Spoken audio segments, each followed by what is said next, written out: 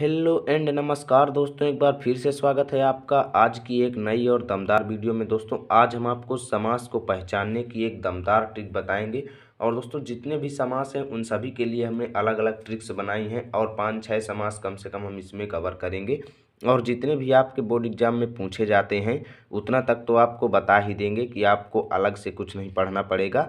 यदि आप इन ट्रिक्स को सीख लेंगे तो आप बोर्ड एग्जाम में समास का बराबर नंबर पाएंगे, आपका कोई भी मार्क्स नहीं कटेगा। ठीक, तो चलिए आज की इस वीडियो को शुरू करते हैं और आपको नई और दमदार ट्रिक्स को बताते हैं। तो देखिए यहाँ पर जो हमने पहली ट्रिक्स लिख रखी है वो है जहाँ पर यथा बे आ प्रति नी, ये देखिए प्रति यहाँ पर दोबारा लिख गया है तो इसे समझ लीजिएगा, आते हैं। यानी कि जिस शब्द में यहाँ पर जिस शब्द में यथा जुड़ा हो या फिर बे जुड़ा हो या फिर आ जुड़ा हो या फिर प्रति जुड़ा हो या फिर नी जुड़ा हो, ठीक, वहाँ पर क्या होता है, अव्ययी भाव समास होता है। पहली ट्रिक आप ये समझ लीजिए कि जिस शब्द में भी आपको जितने भी शब्द दिए जाएं उसमें जहाँ पर आपको यथा शब्द मिल जाए, बे शब्द मिल जाए, आ शब्द मिल जाए, प्रति शब्द मिल जाए या नी शब्द मिल जाए, किसी शब्द के पहले जुड़ा हुआ यदि मिल जाए तो वहाँ पर क्या होगा, अव्ययी भाव समास होगा। ये बात पक्की है। ठीक, जिस शब्द में आपको जो जैसे एग्जाम में दे दिया एग्जाम्पल आपको कि यथाशक्ति में कौन सा समास है, तब आप इस ट्रिक को यदि जानते रहेंगे तो तुरंत समझ जाएंगे कि यहाँ पर यथा जुड़ा हुआ है, इसका मतलब यथाशक्ति में अव्ययी भाव समास है। तो जहाँ पर यथा बे आ प्रति नी आदि शब्द जुड़े रहते हैं वहाँ पर क्या होता है, अव्ययी भाव समास होता है। ये पहली ट्रिक्स बनाई गई है। ठीक, यहाँ पर देखें तो यथा विधि में भी यथा जुड़ा हुआ है इसलिए यहाँ पर भी अव्ययी भाव, बे खटके में भी बे जुड़ा हुआ है इसलिए यहाँ पर भी अव्ययी भाव, आजन्म में बड़ा आ जुड़ा हुआ है इसलिए यहाँ पर भी अव्ययी भाव, प्रतिदिन में प्रति जुड़ा हुआ है इसलिए यहाँ पर भी अव्ययी भाव, और आजीवन में बड़ा आ जुड़ा हुआ है इसलिए यहाँ पर भी अव्ययी भाव, और यथाशक्ति में यथा जुड़ा हुआ है, नीटर में नी जुड़ा हुआ है, इसी प्रकार आदि प्रत्येक भी इसी का एक उदाहरण होता है। प्रत्येक जो होता है उसमें भी प्रति जुड़ा हुआ रहता है जिसका ता जो है वो आधा रहता है, क्योंकि आधा ता जो है वो या के साथ कनेक्ट हो जाता है। फिर भी वहाँ पर अव्ययी भाव जो है वो रहता है। ठीक, अव्ययी भाव समास रहता है। तो जहाँ पर आपको ये शब्द मिल जाए यथा बे आ प्रति नी, वहाँ पर आप क्या कहेंगे, अव्ययी भाव समास है। ठीक, अब देखिए दूसरे समास में यानी जो दूसरी टिक मैंने बनाई है यहाँ पर आपसे एक क्वेश्चन भी पूछूंगा, क्योंकि यहाँ पर इस शब्द को मैंने अंडरलाइन किया है और आपका बहुत बड़ा डाउट जो है वो मैं क्लियर करूँगा। ठीक, तो यहाँ पर देखें तो दूसरा जो है इसमें जिस शब्द में यानी जिस शब्द में पहला पद कोई संख्या हो, पहला पद कोई संख्या हो, यानी कि ऐसा कोई शब्द आपको एग्जाम के पेपर में मिल जाए जिसमें पहला पद कोई संख्या समझ में आ रही हो, तो वहाँ पर क्या होगा, वहाँ पर द्विगु समास होता है। क्या होता है, द्विगु समास होता है जहाँ पर आपको कोई संख्या नजर आ जाए शब्द में। जैसे यहाँ पर उदाहरण के तौर पर आप देखो तो पंचतंत्र, पंचतंत्र में पंच शब्द नजर आ रहा है, यहाँ पर 5 का इशारा हो रहा है जिससे यहाँ पर क्या हुआ, द्विगु समास हुआ। त्रिकोण में त्रि शब्द है जिससे यहाँ पर द्विगु समास हुआ। चारपाई में 4 शब्द है जिससे यहाँ पर द्विगु समास हुआ। सतसई में सत शब्द है जिससे यहाँ पर द्विगु समास हुआ। तिरंगा में ती शब्द है जिससे यहाँ पर द्विगु समास हुआ, क्योंकि ये 3 रंगों के समूह की ओर इशारा कर रहा है। चौराहा यानी 4 राहों का समूह, तो यहाँ पर भी क्या है, द्विगु समास है। पंचपात्र 5 बर्तनों का समूह, इसलिए यहाँ पर भी द्विगु समास है। त्रिभुज 3 भुजाओं का समूह, इसलिए यहाँ पर भी द्विगु समास है।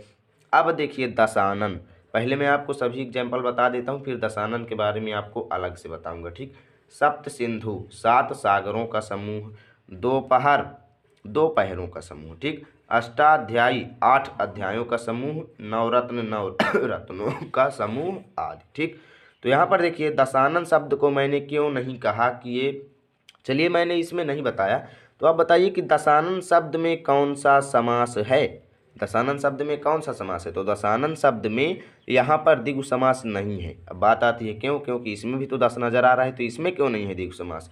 इसमें इसलिए द्विगु समास नहीं है क्योंकि दशानन शब्द जो है वो किसी दूसरे चीज़ की ओर इशारा कर रहा है। किसकी ओर इशारा कर रहा है, दशानन जो है वो इशारा कर रहा है रावण की ओर, जिसके 10 मुख होते हैं, यानी जिसके 10 मुख हों वही दशानन है। तो दशानन जो है वो 10 मुख की ओर इशारा कर रहा है, यानी कि जिसके 10 मुख हैं वह दशानन। तो यहाँ पर जो है बहुव्रीहि समास है।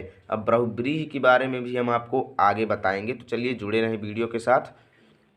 अब यहाँ पर देखिए तीसरा जो है, जहाँ पर शब्दों के बीच में, देखिए शब्दों के बीच में क्या हो, या तो ये चिन्ह लगा हुआ हो और यानी कि जोड़ने वाला चिन्ह, योजक चिन्ह, और या तो और शब्द लगा हो, यानी कि जहाँ पर दो शब्दों के बीच में या तो ये चिन्ह लगा हुआ हो या फिर ये शब्द लगा हुआ हो, तो वहाँ पर द्वंद्व समास होता है निस्संदेह। ठीक, यानी जहाँ पर आपको दो शब्दों के बीच में ये चिन्ह नज़र आ जाए या फिर और शब्द नज़र आ जाए, वहाँ पर आप द्वंद्व समास कह सकते हैं बिना किसी संदेह के। ठीक, जैसे यहाँ पर देखें तो माता पिता के बीच में ये चिन्ह लगा हुआ है, इसलिए यहाँ पर क्या हुआ, द्वंद्व समास हुआ।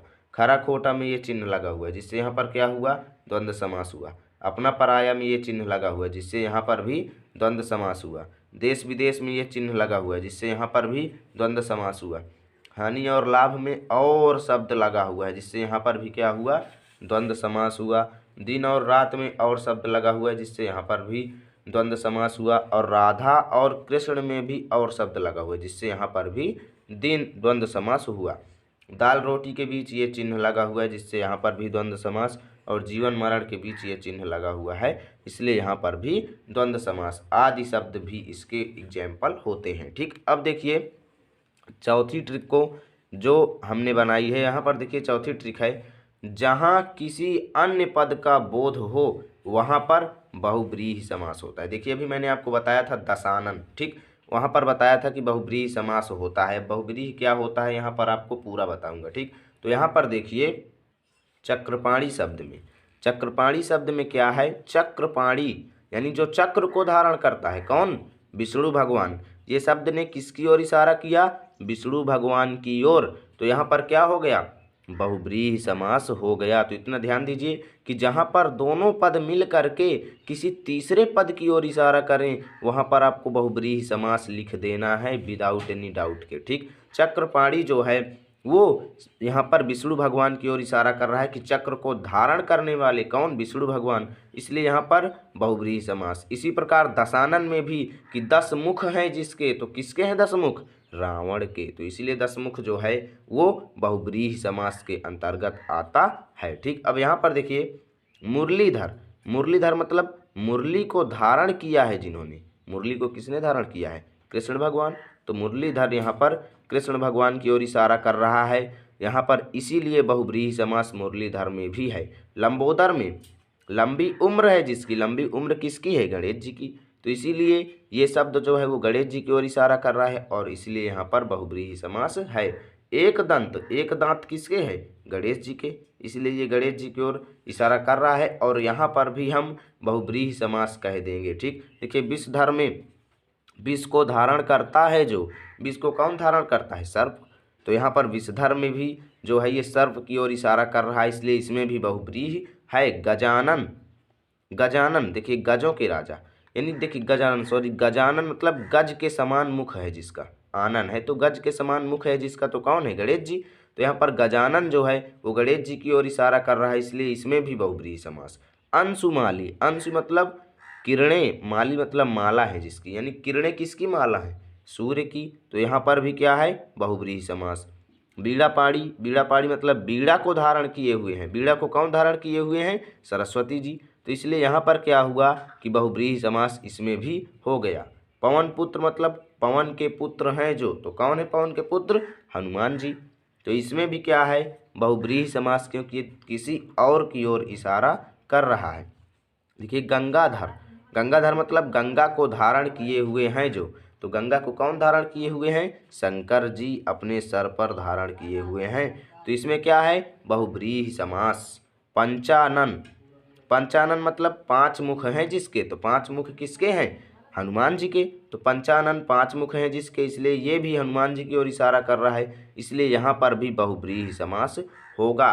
चंद्रधर, चंद्रमा को धारण किए हुए हैं जो, तो कौन, शिव जी, इसीलिए यहाँ पर ये भी बहुव्रीहि समास में है। इसी प्रकार चंद्रशेखर भी हो सकता है कि चंद्रमा जिसके सिर पर है, तो कौन है, शंकर जी, तो इसी प्रकार इसमें ज़्यादातर देवताओं का नाम आता है। ठीक, यहाँ पर बहुब्रीहि समास होता है, इसलिए दशानन में भी बहुब्रीहि समास है। ठीक, अब देखते हैं, आपको लास्ट ट्रिक आपको दिखाते हैं।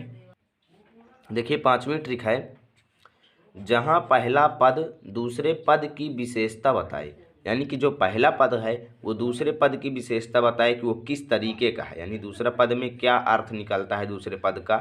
यहाँ पर जो पहला पद है वो दूसरे पद की विशेषता बताता है, तो वहाँ पर क्या होता है, कर्मधारय समास होता है। ठीक, जहाँ पर पहला पद दूसरे पद की विशेषता बताए वहाँ पर कर्मधारय समास होता है। अब इसका उदाहरण देखिए, अधपका, आधा पका है जो, तो पका की विशेषता अध बता रहा है कि आधा पका है जो, यानी कि जो आधा पका है, अधपका है।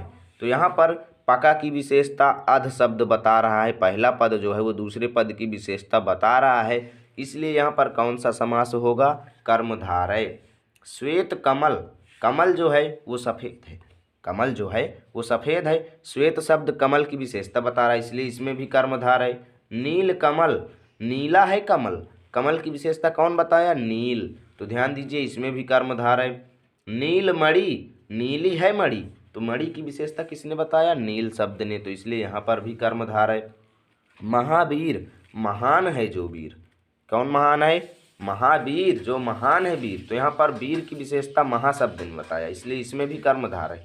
नील पुष्प, नीला है पुष्प, तो ये पहला शब्द जो है वो दूसरे पद की लगातार विशेषता बताए जा रहा है सभी शब्दों में, तो यहाँ पर कर्मधारय शब्द, कर्मधारय समास हो रहा है। नील गगन, गगन जो है वो नीला है, तो नीला गगन है, तो यहाँ पर जो है नील शब्द ने विशेषता बताई, इसलिए यहाँ पर भी कर्मधारय। कृष्ण सर्प, सर्प जो है वो काला है, सर्प कैसा है, काला है, इसलिए इसमें भी कर्मधारय। श्वेत वस्त्र, वस्त्र जो है वो श्वेत है यानी सफ़ेद है। ठीक, वस्त्र जो है वो सफ़ेद है, तो यहाँ पर वस्त्र की विशेषता श्वेत शब्द ने बताया, इसलिए इसमें भी कर्मधारय। स्वर्ण कलश, कलश जो है वो सफ़ेद है, तो इसमें श्वेत स्वर्ण शब्द ने विशेषता बताई, तो यहाँ पर पहला पद दूसरे पद की विशेषता बता रहा है, तो जिस शब्द में आपको ऐसा मिले वहाँ पर आप निस्संदेह कर्मधारय कह सकते हैं। ठीक, तो इस प्रकार आज का ये वीडियो यहीं पर एंड करते हैं। यदि वीडियो अच्छा लगा है तो लाइक कीजिए, चैनल पर नए आए हैं तो सब्सक्राइब कीजिए और अपने दोस्तों के साथ भी शेयर कीजिए।